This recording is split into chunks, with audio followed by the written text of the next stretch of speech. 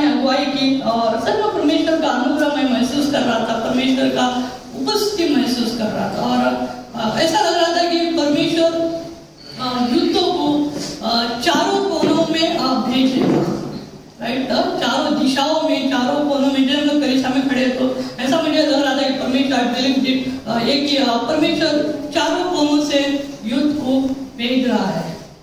तो मुझे पता नहीं किस रीति से, कैसे, क्या होगा, ठीक है, क्या बढ़ोतरी आएगी, किस रीति से परमेश्वर इस चीजों को करेगा, लेकिन मैं आत्मा में महसूस कर रहा था कि परमेश्वर हमें भेज रहा है, युद्ध को परमेश्वर इस्तेमाल करेगा, युद्ध को परमेश्वर बना रहा है और वो चारों दिशाओं में परमेश्वर युद्ध को, हमारी कलीसिया के युद्ध को भेजेगा।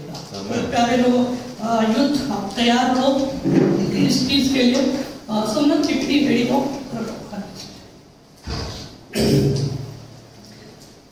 ठीक है। हम कुछ दिनों से हम आनंद एक सीरीज शुरू किया है, yes, building the temple of the God, ठीक है। तो उसी के आधार पर, उसी को हम हमारे फाउंडेशन रखते हुए, उसी वचन को, उसी इस मुद्दे को रखते हुए हम आगे बढ़ेंगे। सबसे पहले हम प्रार्थना करें इस समय कि परमेश्वर हमें इस वचन के द्वारा ज्ञान और बुद्धि दे, हमें समझ दे, ठीक है। जो भी ऑनलाइन देख रहे हैं इस वीडियो को, इस प्रचार को, आप सभी का स्वागत है और हम चाहते हैं कि आप इस वचन को सुने और आपको परमेश्वर आशीष करें। और इस वचन के द्वारा, इस प्रचार के द्वारा आपके जीवनों में परमेश्वर कार्य करें, ठीक है। आइए हम प्रार्थना करें और उसके बाद हम वचन की ओर जाएंगे। जी हाँ परमेश्वर, धन्यवाद देते हैं समय के लिए पिता परमेश्वर। जैसे हम आपके सम्मुख आते हैं, प्रार्थना करते हैं पिता, आपका अनुग्रह हमारे ऊपर रहे परमेश्वर। जैसे मैं वचन बताऊं, आपके ज्ञान और बुद्धि से परमेश्वर वचन आए प्रभु यीशु और आपके लोगों तक पहुंचे पिता। जो वीडियोस देख रहे हैं पिता ऑनलाइन, जो यहाँ पे है परमेश्वर, उनको उनके जीवन में छुए प्रभु और आपकी महिमा लाए पिता। धन्यवाद देते हैं यीशु मसीह के नाम से, आमीन। ठीक है, हम उस चीज को देख रहे हैं, परमेश्वर की building the temple of the God, परमेश्वर के भवन को बनाना। और बहुत सी बातें आनंद ने हमें बताई है अलग अलग रीति से, पुराने काल से, बहुत सी चीजों को लेते हुए। पिछले संडे हमने सुना फल के बारे में कुछ बातें बताई है, वरदान के बारे में, ठीक है। फल होना बहुत जरूरी है। परमेश्वर हमें जो फल देता है वही हमें परमेश्वर में हमें साबित करता है। उस चीजों से हमने देखा है, बहुत सी चीजों को हमने सुना है और उसी चीज को लेते हुए मैं आज आपके वचन यहोशू के अध्याय 8 से लूंगा। यहोशू का अध्याय 8, अगर आपके पास बाइबल है तो आप खोल सकते हैं। हम पढ़ेंगे नहीं, पूरा अध्याय आप घर पढ़ सकते हैं। मैं कुछ वचनों को लेते हुए कुछ ही वचन में पढ़ूंगा। यहोशू का अध्याय 8,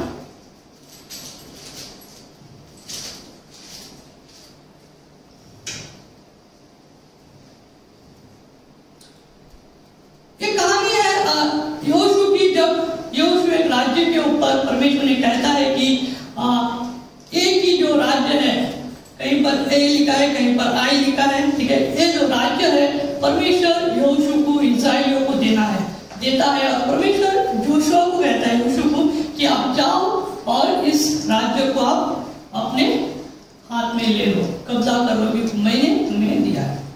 उससे पहले यहोशू का 8 के अध्याय से पहले कुछ चीजों को हम देख लेंगे।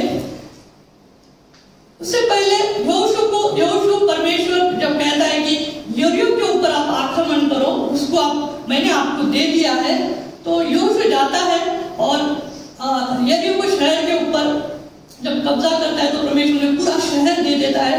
और उसके बाद यह होता है कि उन्होंने बहुत ही एक माहौल बन जाता है कि परमेश्वर ने हमें जीत दी है। सभी लोग खुशियां मनाते हैं, सभी लोग आनंद मना रहे हैं कि परमेश्वर अब इतना बड़ा राज्य उनके हाथों में सौंप दिया है और सभी लोग आनंद मना रहे हैं, सभी लोग खुशियां मना रहे हैं। माहौल बहुत ही बढ़िया था। और उसके द्वारा परमेश्वर यहोशू को कहता है कि जाओ, अब मैंने आपको यही राज्य है उसको मैंने आपको दे दिया है।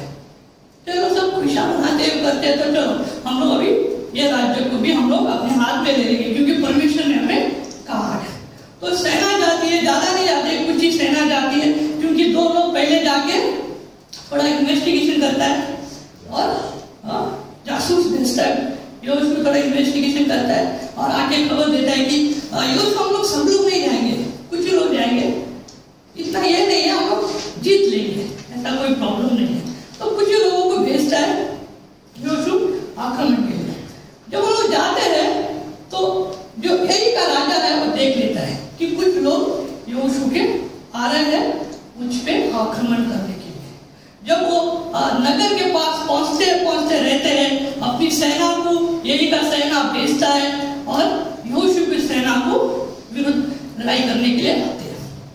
और इस समय हालत ऐसी होती है कि यहोशू की सेना को एक ही सेना बहुत बुरी तरह से हराती है, इतनी बुरी तरह से हराती है कि उन लोगों को भगा के मार के उनको दौड़ाती है, बहुत बेरहमी से मारती है यहोशू की सेना को, दूर तक भगा के लेके जाती है और यहोशू की सेना को मारती है। ऐसा कहो कि पीट कर बहुत ही बढ़िया रीति से मारती है और यहोशू की सेना पूरी हार जाती है। अभी टेंशन हो जाता है, बोलते ये कैसे हो गया, परमेश्वर ने तो मुझे एक ही सेना के ऊपर आक्रमण करने के लिए कहा है कि मुझे दे दिया है, लेकिन ये कैसे हुआ। जानते हो क्या हुआ था यरीहो की कहानी, उसमें क्या हुआ था जब जीत जाते हैं तो किसी को कुछ पता है? हमारे बीच में एक दोस्त रहता है, कहानी से बड़ा बाहर जाता हूँ, हम कॉलेज ग्रुप, फ्रेंड सर्कल या फिर फैमिलीज में ग्रुप रहता है और एक व्यक्ति ऐसा रहता है जिसमें थोड़ा कुछ अलग रंग का कीड़ा रहता है, बोलते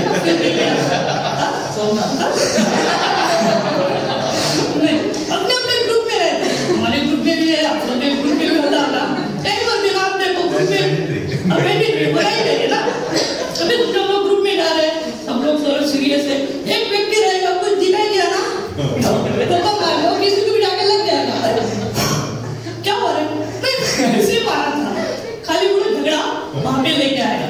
तो एक व्यक्ति रहता है हमारे ग्रुप में, और यहाँ पर भी जब यरीहो को शहर को लोग कब्जा किया था ना, उसमें एक व्यक्ति ऐसा था जो था आत्मा, उसने क्या किया, सब राज्य का सब जो धन दौलत जो भी चीजें थी अंदर, परमेश्वर ने कहा था कि सब मुझे अर्पण कर दो, लेकिन यह आकान जो व्यक्ति है कुछ चीजें अपने पास रखता है, लालच आ जाता है, अपने घर में लेके जाता है, खोद के छुपा के रख देता है।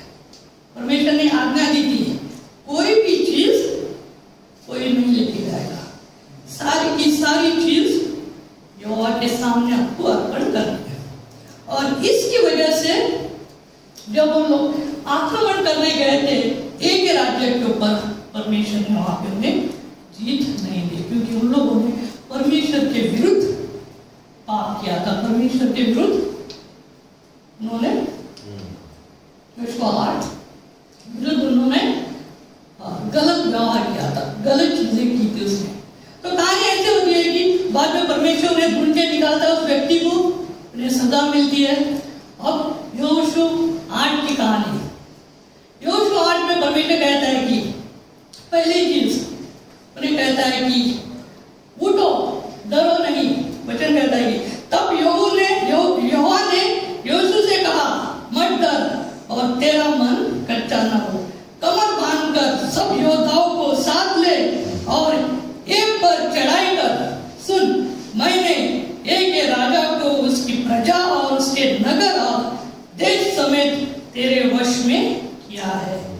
परमेश्वर आप उन्हें कहता है कि उठ डर मत, क्योंकि वो डर रहे थे दोबारा जाने के लिए, क्योंकि पहली बार क्या हुआ था, बहुत बुरी तरह से हारे थे, एक ही सेना ने भगा के मारा था, तभी उसके अंदर डर छा गया है कि हम लोग कैसे करें, हम लोग घबरा जाते हैं, हम लोग डिस्करेज हो जाते हैं हार के बाद, उनको पता नहीं चलता है कि क्या करें। लेकिन पता परमेश्वर के लोगों, परमेश्वर की एक क्वालिटी है हर एक मसीह लोगों में जो होनी चाहिए, हमें कभी भी हार नहीं माननी चाहिए, हमें दोबारा कोशिश करनी, फिर से प्राप्त करना है, रिगेनिंग द लॉस्ट ग्राउंड, हमें दोबारा कोशिश करनी है, हमें डरना नहीं है। डर कहां से आता है? जब हम परमेश्वर के विरुद्ध कोई कार्य करते हैं, जब हम परमेश्वर के अगेंस्ट कुछ करते हैं जैसे आकान ने किया, तो वो डर हमें आ जाते हैं। हम परमेश्वर के उस डर की वजह से हम कुछ करने के लिए हम लोग आगे नहीं बढ़ते। पहली चीज मैं बताना चाहूंगा, पहला पॉइंट, फॉलो गॉड्स प्लान। ठीक है, परमेश्वर की योजना का पालन करें।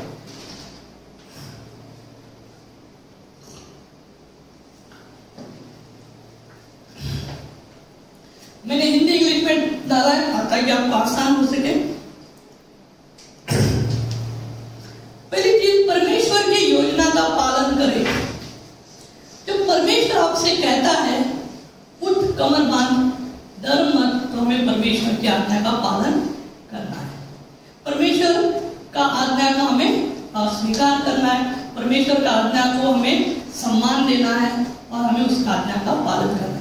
लेकिन जब हम परमेश्वर की आज्ञा का पालन नहीं करते हैं, तब हमें वो डर और निराशा आ जाती है। जब हम परमेश्वर के अगेंस्ट कुछ करते हैं, प्लान के अगेंस्ट, परमेश्वर की योजना हमारे के लिए बेहतरीन है, बहुत ही अच्छी है परमेश्वर की योजना, लेकिन जब परमेश्वर की योजना के अगेंस्ट हम कुछ करते हैं तो हमें वो डर आ जाता है, क्योंकि पाप आ गया है। पाप हमें परमेश्वर की आज्ञा का पालन करने के लिए रुकावट लाते हैं, वो हमें वहीं पर ही थामे रखता है, हमें बढ़ने के लिए नहीं देखता। ठीक है, जैसे यहाँ पे यहोशू की कहानी देख रहे थे कि परमेश्वर ने कहता है कि डरो नहीं, क्योंकि वो लोग डर रहे थे, वो लोग घबरा गए थे, क्योंकि उनको हार मिली है और वो लोग आगे जाना नहीं चाहते थे, क्योंकि उनमें डर आ गया था, उनमें उस पाप का डर आ गया था। वो हार की वजह से हम लोग निराश हो चुके थे, क्योंकि पहली जीत उन्होंने बहुत ही बेहतरीन की, दोबारा जीत नहीं मिली उन्हें। दूसरी युद्ध में उन लोग हार गए। जो परमेश्वर ये कहानी कहता है, यहोशू 8 में ये बातें कहता है, परमेश्वर कहता है उन्हें कि जाओ, मैंने तुम्हें वो राज्य दे दिया है, आप उसके ऊपर आक्रमण करो। अभी परमेश्वर का प्लान देखो, एकदम फिल्मी स्टाइल का प्लानिंग। आप लोग ध्यान से सुनो क्या प्लान है, परमेश्वर कैसे बताता है।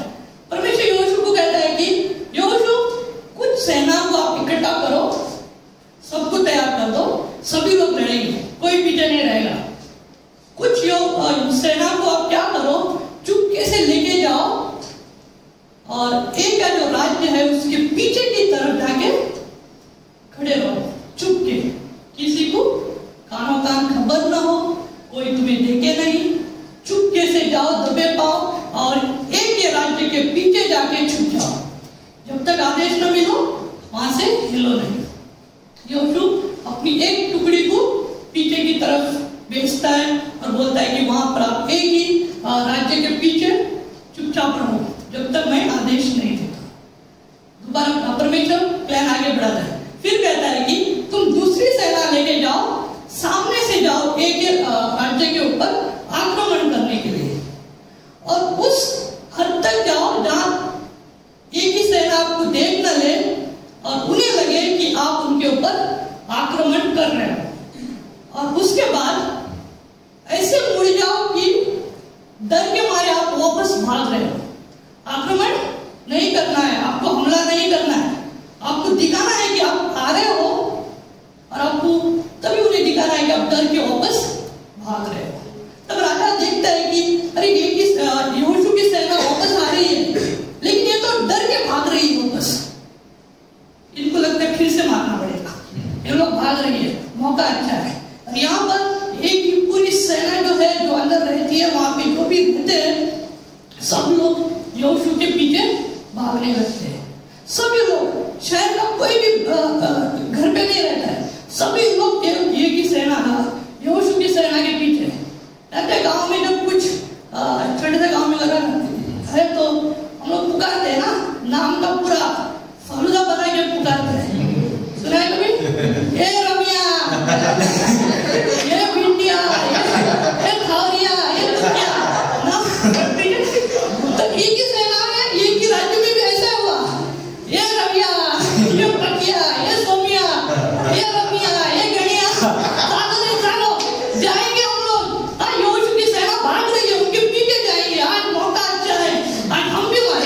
से एक बार मारेंगे। अभी तो भाग ही रही है ना, अभी मारेंगे, कोई घटना नहीं। आज हम लोग का हाथ बहुत दिनों से हुआ साफ नहीं किया, आज हम लोग मारेंगे इसे। और पूरा शहर जो है यहोशू की सेना के पीछे भागती है, भागती है, भागती है, भागती है। उन्हें भी मजा आ रहा है एक ही सेना को, क्योंकि सेना आगे छुप के भागती है, डर के भाग रही है। उन्हें लग रहा है कि इनको जाके आगे हम लोग मारेंगे। लोग बड़े तेजी से जोश में मारने के लिए जो भी मिलता है हाथ में उठा के पीछे पीछे भाग रही है, और यहोशू की सेना आगे आगे भाग रही है। फिर फिल्मी स्टाइल, और तेलुगु तमिल फिल्म में भाग भाग के अचानक रुक जाते ना, फिर उसी तरह यहोशू की सेना परमेश्वर कहता है कि तुम उस जंगल की तरफ भागो और एक जगह पर आके रुक जाओ। और जब वो पूरी सेना उनके क्षेत्र से बाहर निकल आएगी ना, वहां तक लेके आओ। और फिर जो आपकी सेना पीछे खड़ी है चुप के एक के शहर के पीछे, उसको आदेश देना कि शहर में घुस जाए और पूरा शहर कब्जा कर ले। पूरा शहर, यहाँ पे यीशु पीछे आग लग रही होगी शहर में, पूरा शहर वो लोग कब्जा कर लेते और पूरे जो भी चीज है सब कुछ जला के वो लोग आग में डाल देते हैं। और जो एक ही सेना भागते हुए आ रही थी यहोशू के पीछे, अभी पीछे मुड़ के देखती है हमारा पूरा शहर जल गया है। अभी जो जलाया है, जो सेना वहां पे थी, वो लोग भी उधर से एक ही सेना की तरफ आ रही है। जो भाग रही थी हमारी यहोशू की सेना, वो भी पीछे मुड़ती है फिल्मी स्टाइल में। अभी देखते हैं कहां भागते हैं। दोनों के बीच में एक ही सेना फंस जाती है, उस पूरी सेना को हरा देते हैं। और वहां पे परमेश्वर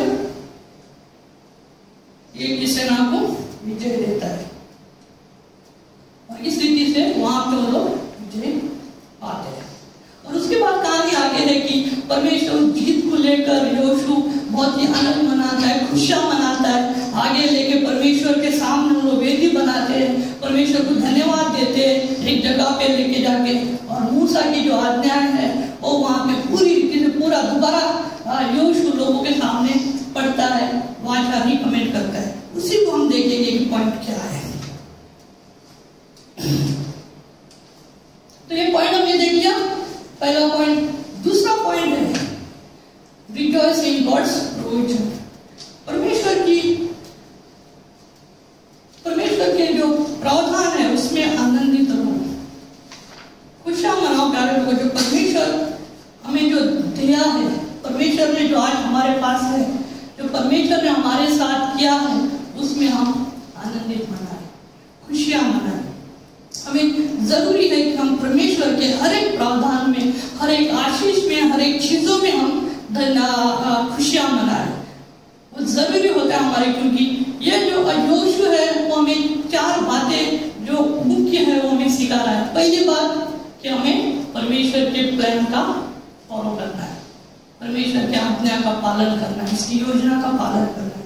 दूसरी बात जो हम सीखते हैं यहोशू की कहानी से कि हमें परमेश्वर के इसमें हमें आनंदित रहना है, खुशियां मनाना है।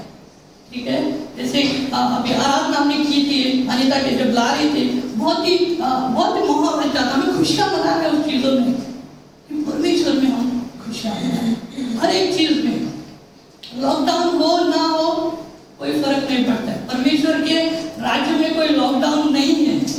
ये हम यहाँ पर जो सांसारिक चीज है उसमें लॉकडाउन है, लेकिन जो परमेश्वर के राज्य में हम है, उसकी अधीन हम है, उसके प्लान को हम फॉलो कर रहे हैं, कोई भी लॉकडाउन हमें रोक नहीं सकता। जब परमेश्वर हमारी मंदिर परमेश्वर बना रहा है हमें, तो उसके लिए कोई लॉकडाउन नहीं है। वो हमें बना रहा है, वो हमें तैयार कर रहा है, वो हमें कह रहा है कि आप मेरे प्लान को फॉलो करो। परमेश्वर कह रहा है, यहोशू हमें सिखा रहा है कि उसकी आज्ञाओं का हमें पालन करना है, और हमें उसके हर एक आशीष को, हर एक चीजों को लेते हुए जो परमेश्वर परमेश्वर ने हमारे साथ किया है उसको धन्यवाद देना है।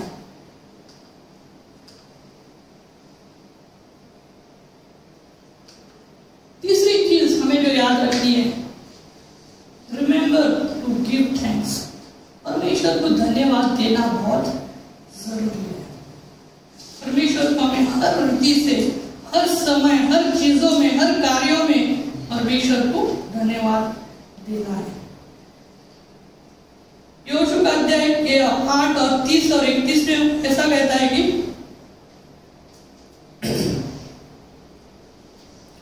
तब यहोशू ने इस्राएल के परमेश्वर यहोवा के लिए एबाल पर्वत पर एक वेदी बनाई और यहोवा के दास मूसा ने इस्राएलियों को आज्ञा दी थी और जैसा मूसा की व्यवस्था की पुस्तक में लिखा है उसने समुच्च पत्थरों की एक वेदी बनवाई जिस पर औजार नहीं चला गया था और उस पर उन्होंने यहोवा के लिए होम बलि चढ़ाए और मेल बलि किए।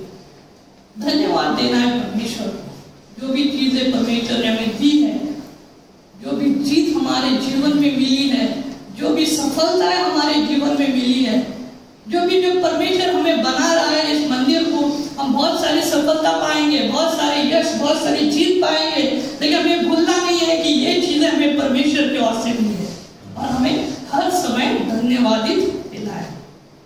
थिस्सलुनीय का 1 थिस्सलुनीय अध्याय 5 और वचन 18 कहता है कि हर बात में धन्यवाद करो क्योंकि तुम्हारे लिए मसीह यीशु में परमेश्वर की यही इच्छा है।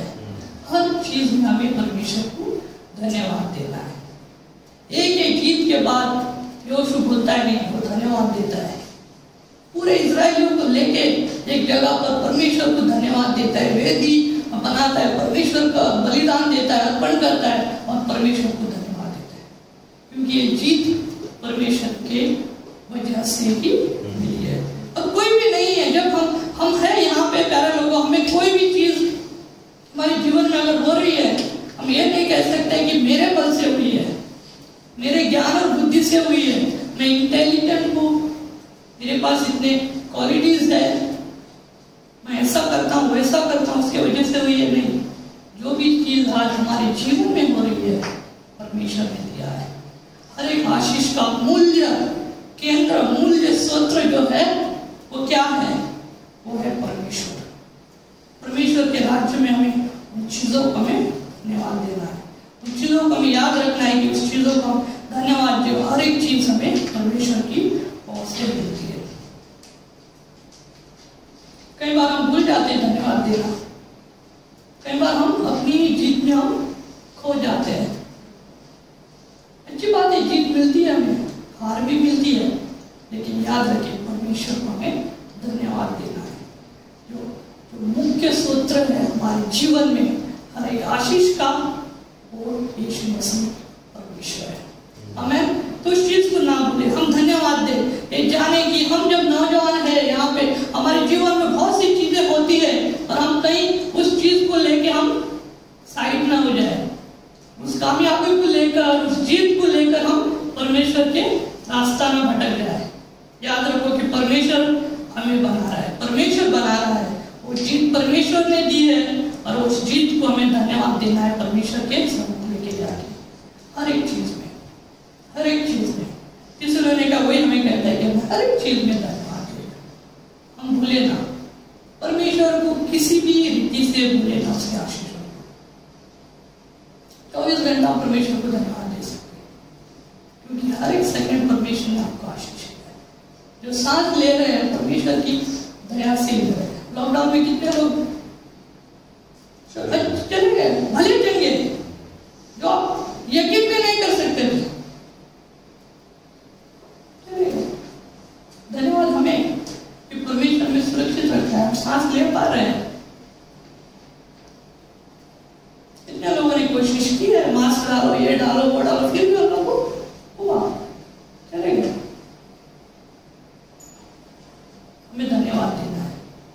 और हार और जीत ये मायने नहीं रखते हमारे जीवन में। जब हम इस जीवन में है, जब परमेश्वर में बना रहा है, परमेश्वर जब उसकी मंदिर बना रहा है ना, तो हम कहीं पर गिरेंगे, कहीं पर उठेंगे, कहीं पर सफलता मिलेगी, कहीं पर नहीं मिलेगी, लेकिन उस चीजों को रेक्टिफाई करके, उन चीजों को सही करके परमेश्वर की योजना को पकड़ते हुए हम आगे बढ़ेंगे। और परमेश्वर हमें एक बेहतरीन मंदिर बनाएगा। जो परमेश्वर चाहता है वो हमें बना रहा है। इसके मंदिर को, उसके भवन को बना रहा है। वो भवन जो कभी ढलेगा नहीं। परमेश्वर हर समय हमारे हृदय में निवास करेगा, क्योंकि हमारा हृदय उसका मंदिर है। और एक चीज हमें बताऊंगा,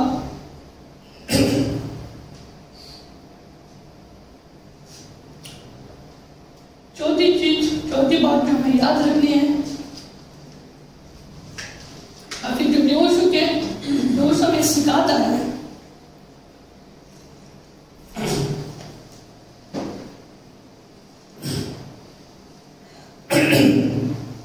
रिन्यू योर कमिटमेंट, प्रतिज्ञा की नवीकरण करना, माफ करना, प्रतिज्ञा वचन की वाचा का नवीकरण करना।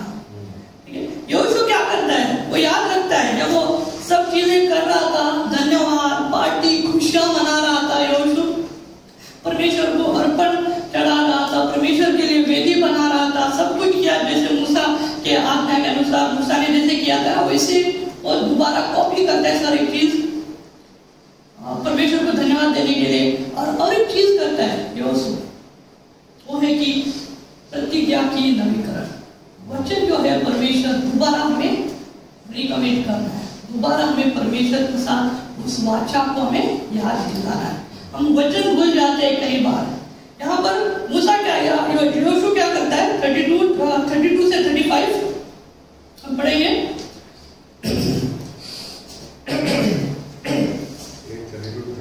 32 to 35।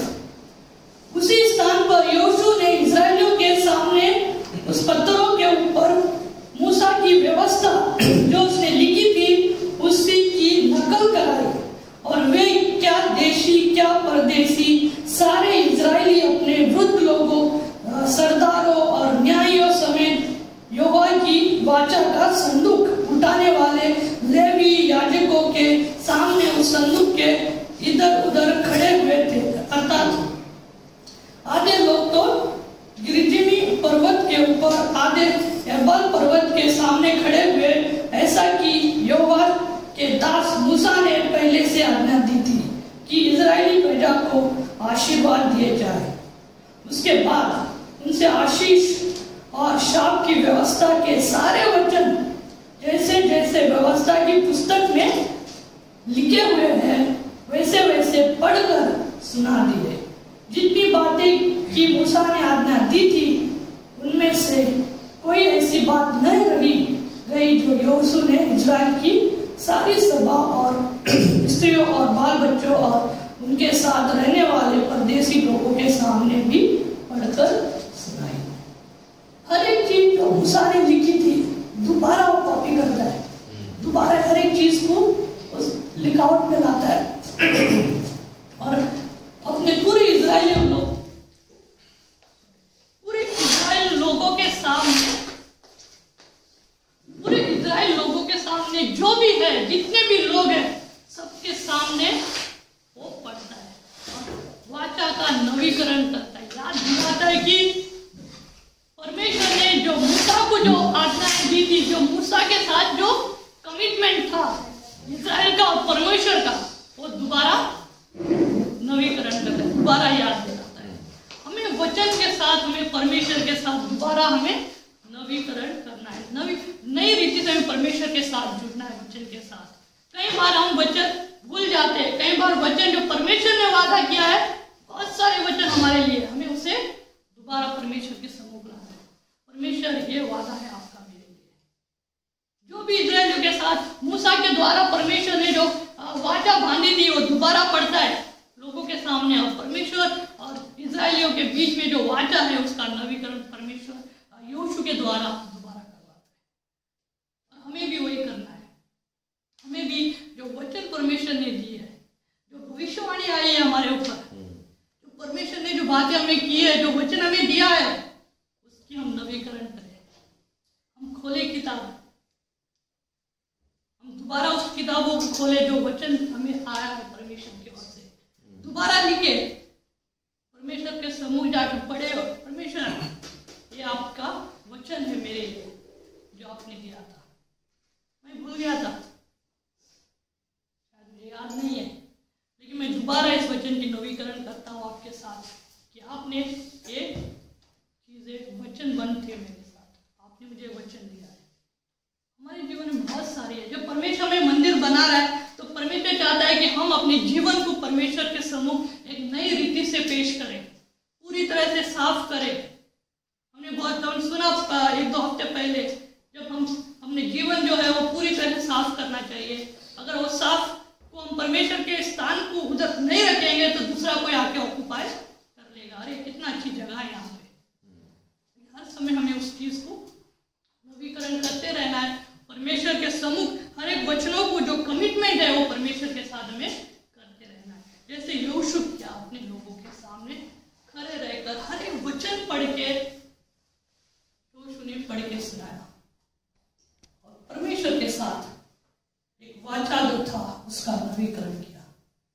दोबारा परमेश्वर के साथ जुड़े हो, दोबारा लोगों को याद दिलाया कि परमेश्वर जो मूसा के साथ था वही परमेश्वर हमारे साथ है। वही लोग हैं जो वादा मूसा को किया था परमेश्वर ने, वो वादा परमेश्वर हमें आज पूरा कर रहा है। जो वादा परमेश्वर ने आपसे किया है, जो हमसे किया है, वो परमेश्वर पूरा करेगा। वो एक मंदिर बना रहा है, बेहतरीन मंदिर। कौन है? आप और मैं। ले गए? कई बार हम ना ये अध्याय जब पढ़ेंगे तो हमें लगता है कि एक जीत की अध्याय है, एक हार की अध्याय है। यहोशू हारा फिर जीता, लेकिन असली चीज जो है वो ये है कि हम परमेश्वर के साथ दोबारा जुड़े हैं। यहोशू परमेश्वर के साथ दोबारा लोगों के साथ उस वचन को नवीकरण करता है। हर एक चीज जो है परमेश्वर हमारे जीवन में, हर एक ताकत, हर एक सामर्थ हमें याद रखना है कि परमेश्वर की ओर से आता है, परमेश्वर की ओर से हमें मिलता है। भूल न जाए, हमारे जीवन में हर एक जो चीज आती है वो परमेश्वर की ओर से आती है। हर एक आशीष परमेश्वर के स्तोत्र है वहीं से ही आती है, और हम इस चीज को कभी ना भूले, हम याद रखिए। मतलब हम कहीं पर भी गिर गए हैं, कहीं पर भी हम परमेश्वर से अलग हुए हैं, एक बहुत ही अच्छी चीज है तो परमेश्वर में कहता है कि आओ दोबारा मेरे पास, क्षमापन का हृदय लेके आओ, मैं तुम्हें दोबारा बनाऊंगा, फिर से वो चीज आपको दूंगा, फिर से जो चीज आपने खो दी है उसको मैं बनाऊंगा। जो एक ही राज्य पे आपने हार गए थे, मैं दोबारा आपको दूंगा अगर आप क्षमापन के हृदय से आते हो।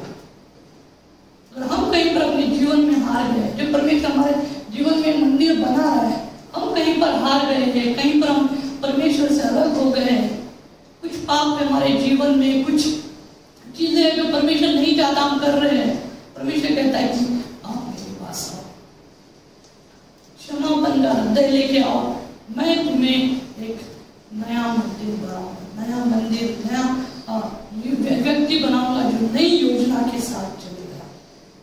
हमें याद रखें, हमें परमेश्वर के वचनों को हमें हमारे जीवन में नवीकरण करना है। एक बहुत ही अच्छा गाना है, एक नया गाना है जो हम सुनेंगे, उसको उसके साथ हम उस गाने को हम अपनी प्रार्थना बनाएंगे। हम खड़े हो जाए।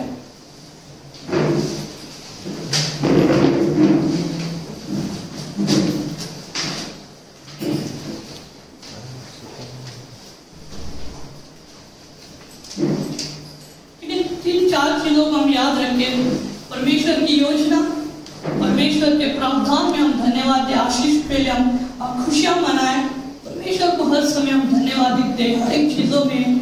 और आखिरी चीज है कि परमेश्वर की जो प्रतिज्ञा है, जो वाचा है, उसका हम नवीकरण करें। जैसे